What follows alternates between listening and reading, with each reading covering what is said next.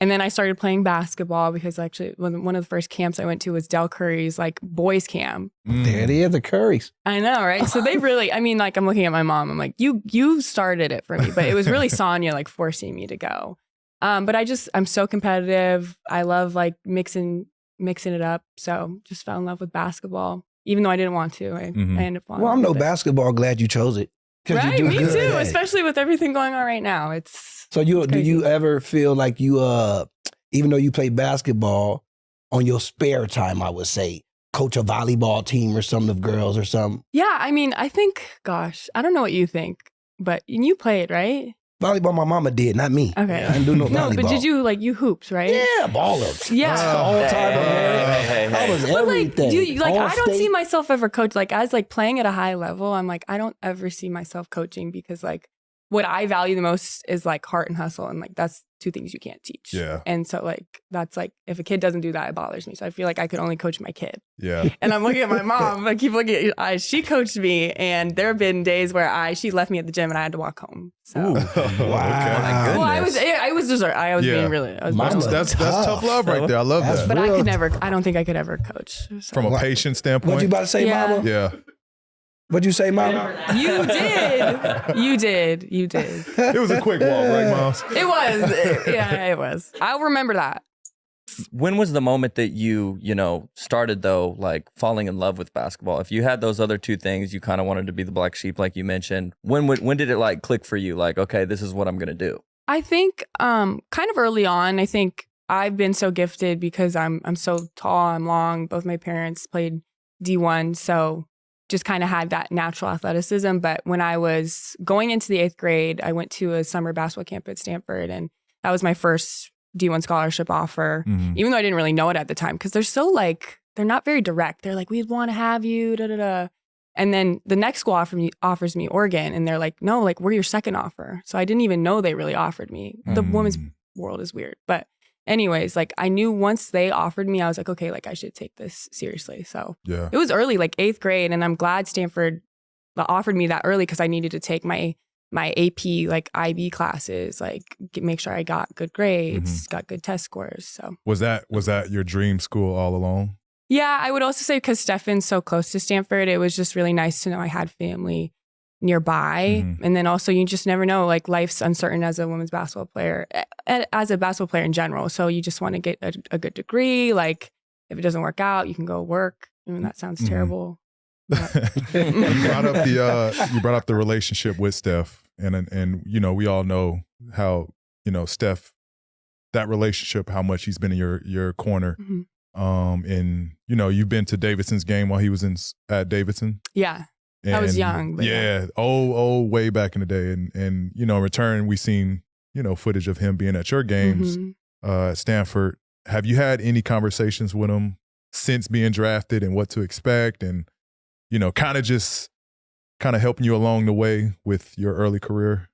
Yeah, I think, oh gosh, we're both so busy. He's so busy, but he always takes the time to just like just set it straight. He's like, look, like, it's going to be busy. Like people are going to take your time. Like that's the way it is. It's a business. But I think he's taught me to just bring the joy to everything, which I think we all know he just does a great job. Like you always see him smiling, like he's laughing, he's joking. Like life's just a joy when you're around him. So I think I've really learned that like it's a job. Yeah. But like it's a privilege to do this for a living. So just like bringing light to every space you're in. And I think, he's really taught me that, especially at the draft. Like they're pulling you. No one ever told me how exhausting the draft is. Gosh. I don't know if it's like that for you. Yeah. I'm sure it was. Gosh. I think the draft started at like 7:30 or something like that. And I don't think I left the building till like 1:30.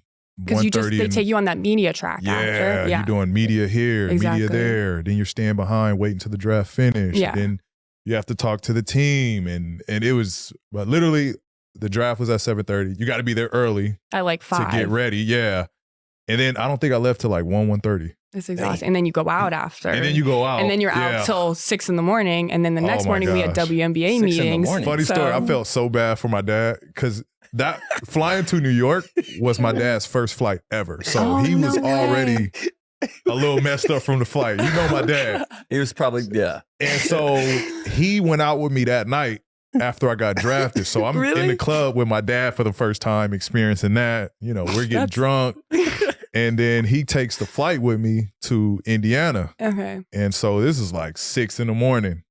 And I'm like, there's no way I can go to a press conference right now. No. But that was like my first lesson of being a professional, just pulling that shit together and getting the job done. Yeah. I think I did a good job, but it was just a funny story to share that moment with my dad. Especially your parents. Yeah, my mom went out with me and my godmother too, and it was funny. So It was a time was had, moms. Tao. It was Tao. It was a normal like Tao experience. Is that what it's called? Tao? Tao. I don't even remember. So Have you and I know you're pretty competitive. Have you and Steph ever got to a one-on-one, a little game of horse? we've done like, gosh, I feel like we've played like more video games, like stupid stuff. Like I feel like we really should. I don't even want to actually try on horse because I'm just gonna get mad. Couple Mario Kart fades. Yeah, no, but like if we shot, I would just give up. Like I'm competitive, but like with him, like I'm realistic. I'm like, he's gonna whip my ass. You still play games? I love it. Like video games are like fun. Like me and my teammates, like Ray Burrell. I love this. Yeah. Like, what do you Not play? like I'm not good. Okay, I grew up playing Halo with my dad, Classic. like religiously. Come on, Halo. There you go. And my brother. Yeah, the soundtrack. Classic.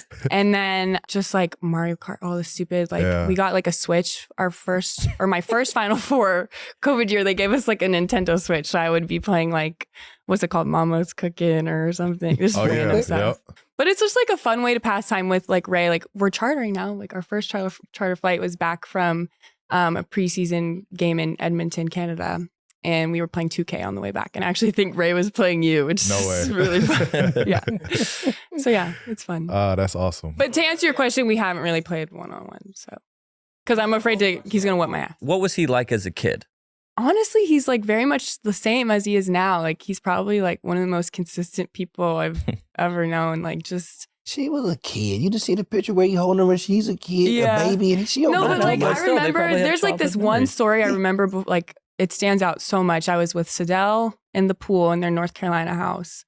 And like we were splashing water on him and he like pretended to melt like the Wicked Witch of the West. Like he's just such like he's kind of like a theater kid, you know, like you've been around him. Like he's very theatrical and silly. Like he just like is just always acting a fool and being silly. So he's just a joy. Like he's just always so fun to be around. So your early days, we heard there's a story of a doctor's appointment. Yeah. Which told you that you wouldn't pass 6 feet tall. Yep. And that was completely wrong. Tell us a little bit about that story. Yeah, you know, it's like those like weird annual checkups. Like it's like, I don't know, I was probably like 8. Yeah. I was in the room with my brother and my mom. And they just told my brother, Sai, that he's like, oh, you're going to be 6'10", like da-da-da. And they looked at me like, okay, you'll probably be 5'10". And I was like, no way. I was like, my dad's 6'8", my mom's 6'3". Like, there's no way I'm going to be 5'10". So I started crying. Like, I got upset. And I like looked at my mom. I was like, there's no way that's right. Yeah. And then and you know, as a girl, it's weird. So then like 3 years later, I'm like 6'4", going my freshman year in college or longer than that. But then you hate being tall as a girl because all the guys make fun of you and stuff. That's but what I was going to ask. So like now you embraced being tall early at the early age? Not so much like middle school, high school. I think that, especially as a girl, that time sucks for everybody. But as like those times I was kind of like slouching.